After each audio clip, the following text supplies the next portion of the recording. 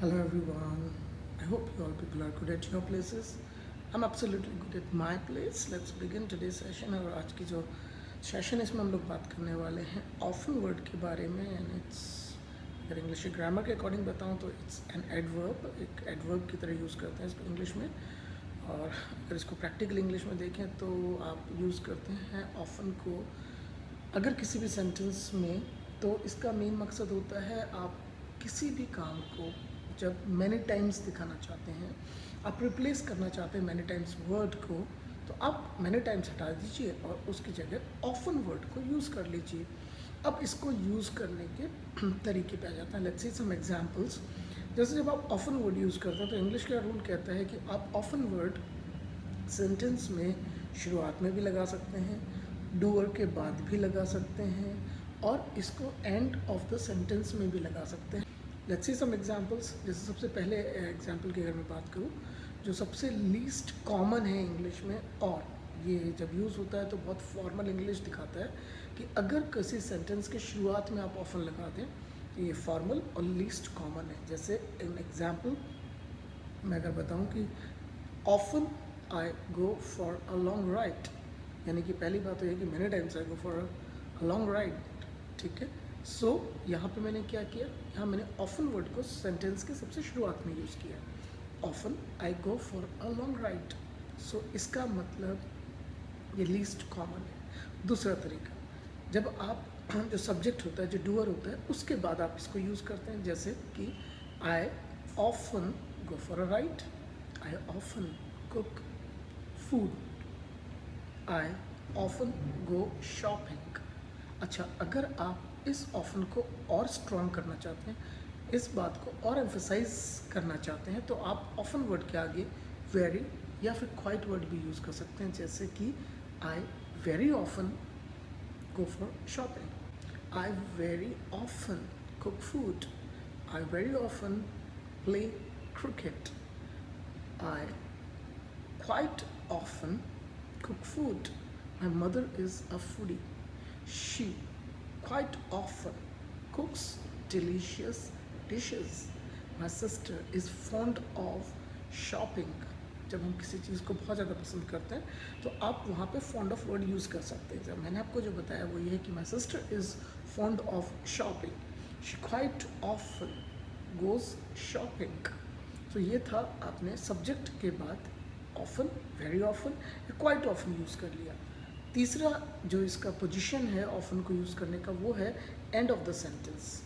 ये भी यूज़ कर सकते हैं और कई बार स्पोकन में ज़्यादातर लोग इसको इसी तरह से यूज़ करते हैं। जैसे आई don't eat pizza very often, तो मैंने अब ऑफन को कहाँ यूज़ किया, सेंटेंस के सबसे एंड में।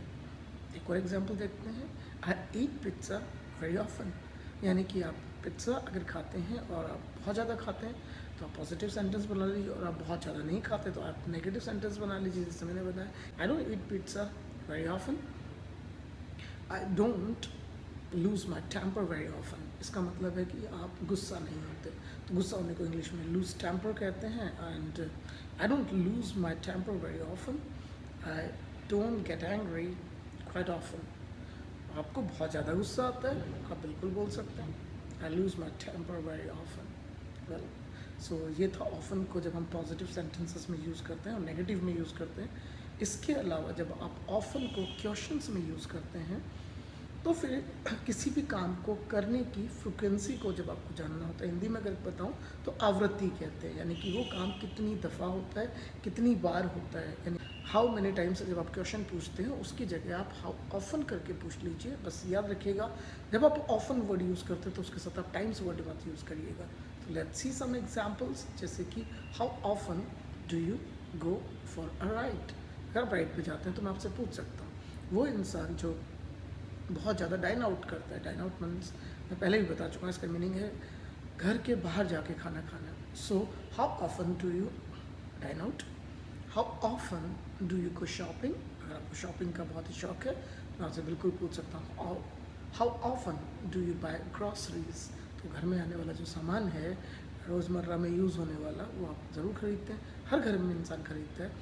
तो कितनी बार, कितनी दफ़ा, इसकी आवृत्ति, इसकी फ्रिक्वेंसी जाननी थी इसलिए मैंने आपसे क्वेश्चन पूछा, how often do you buy groceries. How often से आप क्वेश्चन पूछ सकते हैं। ऐसे ही अगर आपका किसी का ये कहना हो कि मेरे पापा मुझे बहुत डांटते हैं, आप इंग्लिश में सवाल पूछ सकते हैं, how often does your father scold you. How often does your father scold you. तो ये था हाउ ऑफन का यूज़, ठीक है। सो जब आपको क्वेश्चन बनाने हैं हाउ ऑफन, और जब आपको आंसर देने हैं तो आप ऑफन वर्ड को सेंटेंस में यूज़ कर सकते हैं। एक चीज़ का और ख्याल रखिएगा कि जब आप क्वेश्चन पूछते हैं हाउ ऑफन से, तो ये ज़रूरी नहीं है कि सामने वाला आंसर जब आपको देगा तो उसमें वो उसको ऑफन के साथ जरूर देगा। मतलब जब आपसे कोई क्वेश्चन पूछ रहा हो ऑफन में, तो ये ज़रूरी नहीं है कि आपको जवाब में भी ऑफन वर्ड को यूज़ करना है। सो अगर मैंने आपसे पूछा how often do you have tea, अगर आप चाय पीते हैं तो कितनी दफ़ा, I only have tea once a day, यानी मैंने सिर्फ एक बार के बारे में बताया, मुझे ऑफन लगाने की ज़रूरत ही नहीं है। आप अगर ये काम बहुत अधिक मात्रा में करते हैं तो आप बिल्कुल वहाँ बोलिए I often have T. So that's all for today's session. Thank you so much for watching this video, and I hope often word आपके लिए clear हो चुका होगा.